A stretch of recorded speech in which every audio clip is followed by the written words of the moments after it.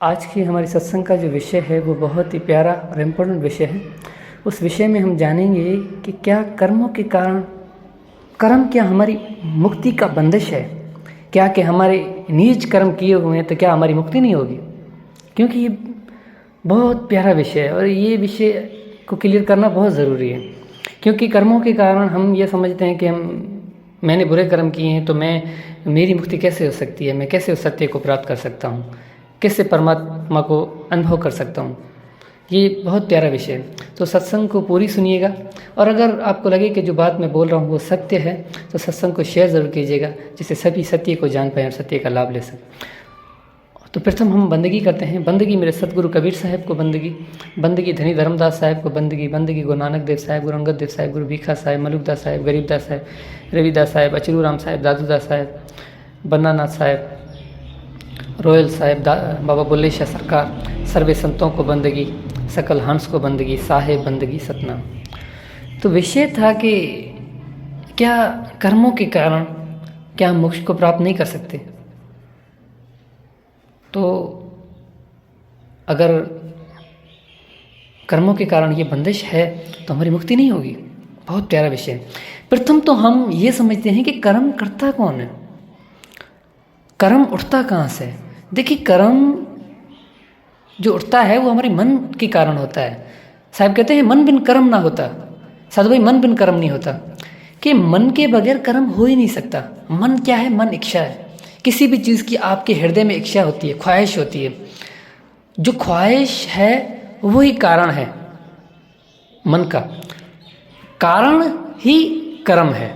किसी भी चीज़ का कारण वही हमारा कर्म है। और वो कारण उठ किस लिए रहा है? मन के कारण। यानी कि हम कर्म किसके कारण कर रहे हैं? मन के कारण। लेकिन एक दूसरा विषय क्लियर कर देता हूँ, उसमें मैं आपको ये समझाता हूँ कि क्या हम क्या हैं। तो आपको समझ में आएगा कि हम तो मन है ही नहीं, हम तो आत्मा हैं।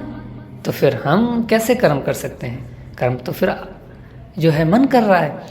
और एक और बात क्लियर करता हूँ कि कर्म मन करता है तो सज़ा भी मन को मिलती है। मैं इसी बात पे एक वार्तालाप बताता हूँ। एक समय क्या हुआ कि एक कोर्ट जो होते हैं वहाँ पे एक जज था और उस जज ने एक ऐसा केस मिला। उस केस में ये था कि एक बंदे ने किसी का मृत्यु कर दी, किसी को मार दिया। तो मारा तो वो जैसे कोर्ट में गया, उसके ऊपर केस हुआ, वो जज साहब के सामने खड़ा था। तो उसे कहा गया कि भाई गीता पे हाथ रख के तुम बोलो कि तुम जो बोलोगे सत्य बोलोगे और सत्य के सिवा कुछ नहीं बोलोगे। उसने कहा सही है। उसने गीता पे हाथ रखने से पहले उसने ये कहा कि मैंने तो कोई बंदा नहीं मारा है। इसी गीता में लिखा हुआ है कि आत्मा अजन्मा है, आत्मा को कोई मार नहीं सकता, आत्मा कोई जला नहीं सकता। तो फिर मैं कैसे किसको मार सकता हूँ? मैंने किसी को नहीं मारा। फिर तो बहुत से लोग वो वहाँ पे जो बैठे हुए थे वो सारे परेशान हो गए कि अभी तो इसकी बात भी सत्य, क्योंकि शास्त्र में लिखा हुआ है, गीता में लिखा हुआ है कि भाई आत्मा अजन्मा है, कि आत्मा को कोई मार नहीं सकता। तो यानी कि इस हिसाब से तो इसने किसी की मृत्यु नहीं की। बहुत देखिए इस बात में रहस्य क्या है। जो सार है वो मैं आपको वो समझाना चाहता हूँ। तो वहाँ पे वो 5-10 मिनट के लिए बात रुक गई, लेकिन जज भी बहुत सियाना था, विवेकी था, जागृत था। तो जज ने क्या किया कि उससे पूछा कि अच्छा आप सही बोल रहे हो, बिल्कुल आपने सत्य बोला है कि आत्मा अजन्मा है, लेकिन आपने मृत्यु तो की है, आपने उस बंदे को मारा तो है। तो उसने कहा कि हाँ मैंने मारा, लेकिन उसके शरीर को। तो जज ने कहा कि अच्छा, तो भाई जज ने फैसला सुनाया कि भाई इसी बंदे को फांसी की सज़ा, मैं कहता हूँ कि इसको फांसी दी जाए। तो उसने कहा कि मुझे फांसी क्यों दी जा रही है? मैंने बताया कि गीता में लिखा हुआ है कि आत्मा अजन्मा है, आत्मा को कोई मार नहीं सकता, कोई जला नहीं सकता, फिर भी आप मुझे फांसी की सज़ा सुना रहे हो। तो जज भी बहुत सियाना था, विवेकी था, जागृत था। तो जज ने कहा कि हम आपके शरीर को फांसी पे लटका रहे हैं, आपकी आत्मा को थोड़ी लटका रहे हैं। आपकी आत्मा तो अजन्मा है, वो तो कभी नहीं मरती। तो उसकी आँख खुल गई। देखिए अभी बात समझ में आई। तो कर्म कौन कर रहा है? मन कर रहा है। और सज़ा किसको मिल रही है? मन को मिल रही है। जो कर्म करता है उसी को सज़ा मिलती है। इसीलिए साहब कहते हैं कि आत्मा अकर्मी है, आत्मा कोई कर्म नहीं करे।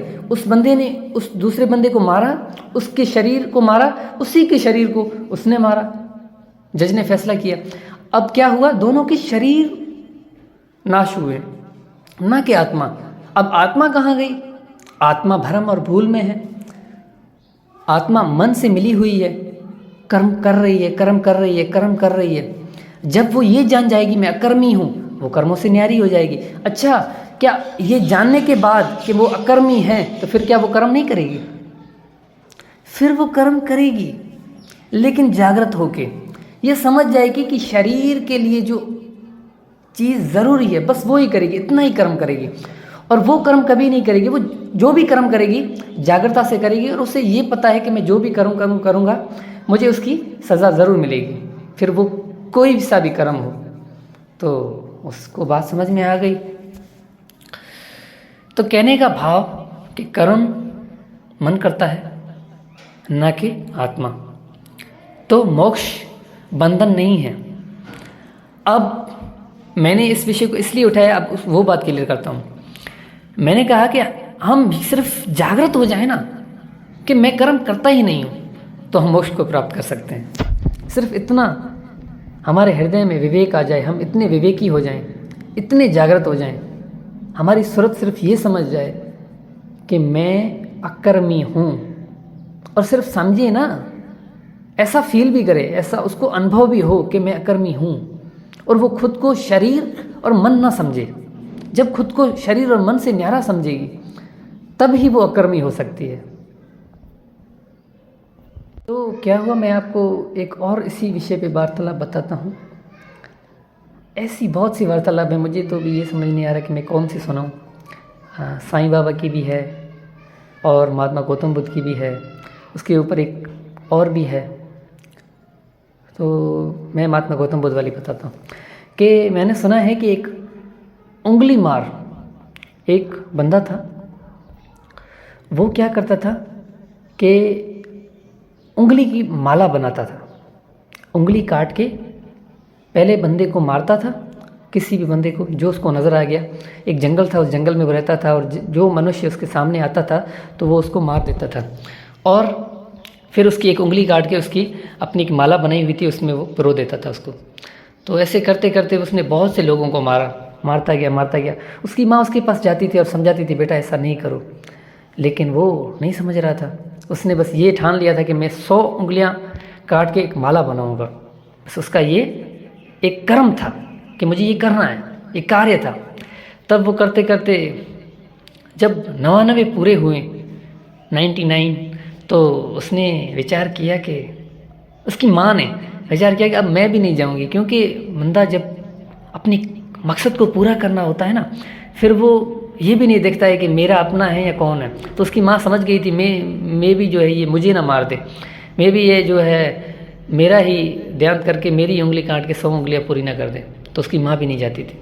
तो एक समय महात्मा गौतम बुद्ध सत्संग करते रहते थे, उसी नगर से गुजरे। उसे बताया गया कि आप ये रास्ता लेके जाना, दूसरा रास्ता है वो उसमें नहीं जाना, क्योंकि वहाँ जाओगे तो वो जंगल के रास्ता है। अगर वहाँ पे आप जाओगे तो वहाँ पे एक उंगली मार है, वो हमेशा लोगों को मारता है और मार देता है। तो महात्मा गौतम बुद्ध ने कहा कि मेरा तो काम है लोगों को जागृत करना, मैं तो जाऊँगा ही उसी रास्ते पे और उसी को मिलूँगा। तो वो जैसे वहाँ पे गए महात्मा गौतम बुद्ध, और देखा तो वो बहुत खुश हुआ। उंगली मार बहुत खुश हुआ कि आज मेरा शिकार आया है और आज मैं इसका ध्यान करके जो है अपने जो लक्ष्य है मेरा उसको पूरा करता हूँ, जो मेरा कर्म था। तो जैसे वो महात्मा गौतम बुद्ध के पास आते हैं तो महात्मा गौतम बुद्ध उनसे कहते हैं कि अच्छा आप मुझे मार देना, लेकिन प्रथम आप मुझे एक चीज़ करके दें। तो उसने कहा कि क्या? तो महात्मा गौतम बुद्ध ने कहा कि उसकी एक चीज़ थी कि वो इच्छा पूछता था कि तुम्हारी आखिरी इच्छा कौन सी है। तो महात्मा गौतम बुद्ध ने कहा कि आप ऐसे करें, एक डाली थी, शायद महात्मा गौतम बुद्ध ने वो डाली तोड़ी और उसको कहा कि इसमें एक डाली तोड़े, ठीक है। और उस डाली को उसने तोड़ा और उससे ये कहा गया कि इससे एक पत्ता तोड़े। जब उसने एक पत्ता तोड़ा तो उसे कहा गया कि अभी इस पत्ते को आप जोड़ के दिखाएं। तो उसने कहा कि आप पागल हो क्या, ऐसा कैसे हो सकता है, जो टूट गया वो कैसे जुड़ सकता है। तो वो उसे बात समझ में ना आई कि महात्मा गौतम मुझे समझाना क्या चाह रहे हैं। तो महात्मा गौतम बुद्ध ये समझाना चाह रहे थे। महात्मा गौतम बुद्ध उसको कहते हैं कि मैं तुम्हें ये समझाना चाहता हूँ कि तुमने कितने लोगों को मारा है, क्या उनमें से एक को भी तुम जोड़ सकते हो। परमात्मा ने इतना कोमल शरीर दिया, मनुष्य जन्म दिया, जिस मनुष्य जन्म से तुम उस सत्य की खोज कर सकते हो, और तुमने ये कौन सा कर्म शुरू कर दिया है, इस करने से क्या होगा। इतना कहने पे वो जागृत हो जाता है और समझ जाता है कि मैंने तो बहुत बड़ा पाप किया है। तो महात्मा गौतम बुद्ध के पाँव में गिर जाता है और महात्मा गौतम बुद्ध से कहता है कि यार मुझे क्षमा कर, मैं क्या करूं, मुझे कुछ समझ नहीं आ रहा। अब मैंने तो इतने गुनाह कर लिए हैं, मैंने इतने नीच कर्म किए हैं, अब तो मेरी कभी मुक्ति भी नहीं होगी। महात्मा गौतम बुद्ध ने कहा कि ऐसा नहीं है, तुम अभी ये ठान लो कि मेरे से ये गलती हो गई और अभी तुम उस सत्य की खोज की तरफ निकलो। महात्मा गौतम बुद्ध ने उससे एक भिक्षा बर्तन दिया एक के लिए और कहा कि इस गांव में जाएं और वहाँ से भिक्षा लेके आए।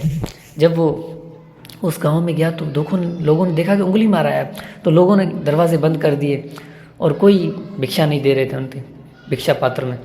तब वो दरवाज़ा खटखटा रहे, कह रहे भिक्षा दे भिक्षा, लेकिन कौन दे। उन सबको पता था कि ये उंगली मार है, ये हमें मार देगा। लेकिन जब देखा कि ये तो साधु का भेष करके आया हुआ है, अभी ये तो लोगों ने पहले तो उनको बहुत मारा, बाहर ऊपर से आके अपने घर के ऊपर से आके वहाँ से पत्थर फेंकने लगे, उसको पत्थर मारा, बहुत उनका शरीर रत्तो रत हो गया, खून बहने लगा हर जगह से। तब वो महात्मा बुद्ध के पास आए रोते हुए और कहने लगे, महात्मा बुद्ध यहाँ पे तो लोग मुझे कोई भी भिक्षा नहीं दे रहे, मैं क्या करूँ। महात्मा गौतम बुद्ध ने कहा कि तुम फिर जाओ, दूसरे गांव में जाओ। दूसरे गांव में जाते हैं, ऐसे करते करते ऐसे 1-2 गांव में जाते हैं, फिर वो खुद इतना टूट जाते हैं, उनका शरीर इतना ख़त्म हो जाता है, पत्थर लग लग के इतना रतों रत हो जाता है, इतना उनके शरीर से खून निकलता है कि वो उंगली मार बचता ही नहीं है, कुछ नहीं होता, और उसे भिक्षा मिल जाती है। और तब वो महात्मा गौतम बुद्ध के पास आता है और महात्मा गौतम बुद्ध उनको कहता है कि जितने तुमने कर्म किए थे यहाँ पे वो सारे तुम्हारे पूरे हो गए, जितने तुमने मृत्यु की थी, जितने लोगों को तुमने मारा था, अब तुम उस सत्य की खोज कर सकते हो, सत्य को प्राप्त कर सकते हो। तो ये आज की यही विषय था। इस विषय में यही क्लियर करना था कि कर्म के कारण ऐसा नहीं है कि तुम मुक्ति को प्राप्त नहीं कर सकते। बस प्रथम तो ये समझना है कि मैं अकर्मी हूँ। अच्छा, कर्म कर रहा है तो कौन कर रहा है, कर्म किसके कारण हो रहा है, ये विषय समझना है। उसके बाद ये समझना है कि कितने भी आप नीच कर्म क्यों ना कर लें, फिर भी आप उस सत्य को प्राप्त कर सकते हैं। ऐसा नहीं है कि मैंने इतने बुरे कर्म किए हैं तो मैं उस सत्य को नहीं अनुभव कर सकता, ऐसा नहीं है। ये हमारी भूल है। परमात्मा दयावान है, कृपावान है, वो देखता है, वो हमारा हृदय देखता है। भूल होती है 84 लाख जूनियों में। देखिए, मैं आपसे सिर्फ ये पूछता हूँ कि अगर आप तो मनुष्य हो, अगर आप शेर होते, मैं अगर शेर होता तो क्या मैं हिरण को नहीं खाता? मैं खाता ना, क्योंकि मेरे पास विवेक नहीं है, मेरे पास जागृति नहीं है, मैं मनुष्य नहीं हूँ। मुझे पता है मैं इसको नहीं खाऊंगा तो मैं मर जाऊंगा, इसीलिए मैं कर्म कर रहा था। अब भूल थी तो आप कर्म कर रहे थे, अब आप जागृत हो गए हो, अब आप कर्म नहीं करोगे। अगर आप कर्म कर भी रहे हो तो भी आप ये नहीं समझें कि मैं उस सत्य को नहीं प्राप्त कर सकता। सत्य को प्राप्त करने के लिए आप कर्म परमात्मा नहीं देखता। साहब कहते हैं कि पाप पुण्य दोनों है बेड़ी, एक लोहा एक कंचन के, दोनों बेड़ी है। आप ऐसे नहीं समझे, दोनों की दोनों जंजीर है, दोनों की दोनों बंधन है।